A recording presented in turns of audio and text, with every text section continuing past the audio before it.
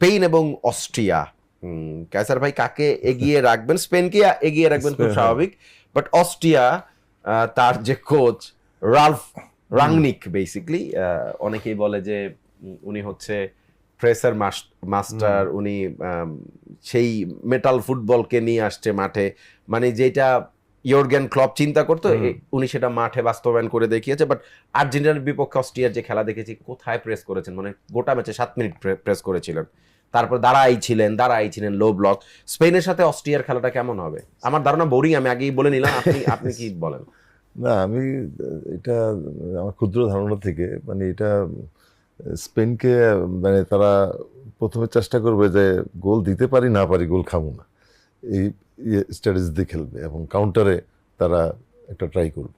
কিন্তু স্পেনের যেটা হয় কি ভাই, আমি একটু বলেই নিই মাঝখানে, যে স্পেনে যেটা হয় যে যদি তারা সময় মতো গোল করতে না পারে, তখন তার মানে দুইটা ফ্ল্যাঙ্কে শুধু এইভাবে সার্কুলেট করতে থাকে, বল এইভাবে সার্কুলেট করতে, যেহেতু তার একটা পারফেক্ট নাম্বার 9 হ্যারি কেন নাই, কিংবা একটা এর্লিং হল্যান্ড নাই, কিংবা তার একটা লিওনেল মেসি প্লেয়ার আছে এই টিমে। আমি ম্যাক্সিমাম টিমে এখন কিন্তু এইভাবেই খেলতেছে, কারণ উইং অ্যাটাক ছাড়া কোনো মানে ইয়েকে ডিফেন্সকে বিট করা যাচ্ছে। কোন ম্যাচে জানি তারা ড্র করলো স্পেন, প্রথম ম্যাচে কেপ ভার্দের সাথে যে ম্যাচটা ড্র করেছে, তার মানে মনে হয় যে উইং থেকে এই জায়গায় তারা কত পার্সেন্ট, মানে 67% বল খেলে এইভাবে রোটেট, মানে ওরা উইং টু উইং পরিবর্তন করে কোনো ক্রসে যায় নাই, মানে ক্রস ধরার মতো কোনো ফরওয়ার্ড প্রপার নাই, ওয়ারজাবালও না, ফেরান টোরেজও না।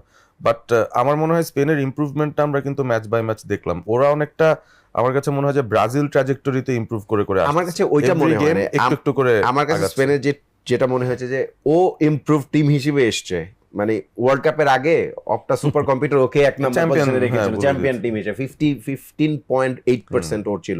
এখন তো ফ্রান্স বহুত উপরে চলে গেছে, দাঁড়ে গেছে নাই কারো। তো সেখান থেকে আমার কাছে মনে হচ্ছে সে তার মেইন যে স্ট্রেংথ, যেটা ইউরো জিতেছে 2024, তার দুই উইং, একটা হচ্ছে নিকো উইলিয়ামস, একটা হচ্ছে লামিন ইয়ামাল। তো প্রথম ম্যাচে এই দুইজনকে পায় নাই। যখন লামিন নেমেছে, লাস্ট 13-14 মিনিট খেলেছিল, সেই সময় 2-3টা 1 ভার্সেস 1-এ সে নড়েছিল, কিন্তু ওই সময় যেটা করেছে যে ফুল যায় নাই, কারণ ইনজুর্ড হইতে চায় নাই আর, বা এটাকে রিকভারি, যখন সে নিকোকে এবং কি বলে এটাকে আপনার লামিনকে নিয়ে স্টার্ট করিয়েছে, তখন আসলে খেলাটা বদলে গিয়েছে। তো আপনি একেবারে অন পয়েন্টই বলছেন যে আসলে গেম চেঞ্জার্স হবেন এই দুজনই, মূলত লামিন ইয়ামাল। আমার মনে হয় যে নিকোরও একটু ফর্মের শর্টেজ আছে, তার যে পেস সেটাকে ডেফিনেটলি স্পেন ইউজ করতে চাবে। বাট এই ধরনের টিমকে ভাঙতে হলে, অস্ট্রিয়ার মতো টিমকে ভাঙতে হলে আপনার লামিন ইয়ামালের ম্যাজিকই হোপফুলি যথেষ্ট হবে ওদের জন্য। হোপফুলি আমার কাছে মনে হয় যে তাহলে এটার স্কোর লাইন এভিপি কত হইতে পারে? আমি 2-1 দেখি 2-1 পক্ষে। হ্যাঁ, আপনি মোটামুটি ভাবে বেশ, মানে গোলের সংখ্যা বসানোর ক্ষেত্রে এই জায়গায় বেশ কিপটামি করলেন, ক্লোজ রেখেছি, কারণ অস্ট্রিয়া তারা কিন্তু স্পেনকে খুব বেশি সময় দেবে না বলে, আমার এটাও মনে হয়। সো অস্ট্রিয়া একটা ব্রেভ মুভ নিতে পারে, কারণ নকআউটে ব্রেভ মুভ না নিয়ে তো উপায় নেই, কঙ্গো ইংল্যান্ডের সাথে লাভ নাই। তো কঙ্গো ইংল্যান্ডের সাথে 4-3-3 নামায়, মানে তারা ইংল্যান্ডকে অ্যাটাক করে। This is very shocking. So আমার মনে হয় যে করতে হবে অস্ট্রিয়াকে, বোধহয় এরকম একটা কিছু করতে হবে।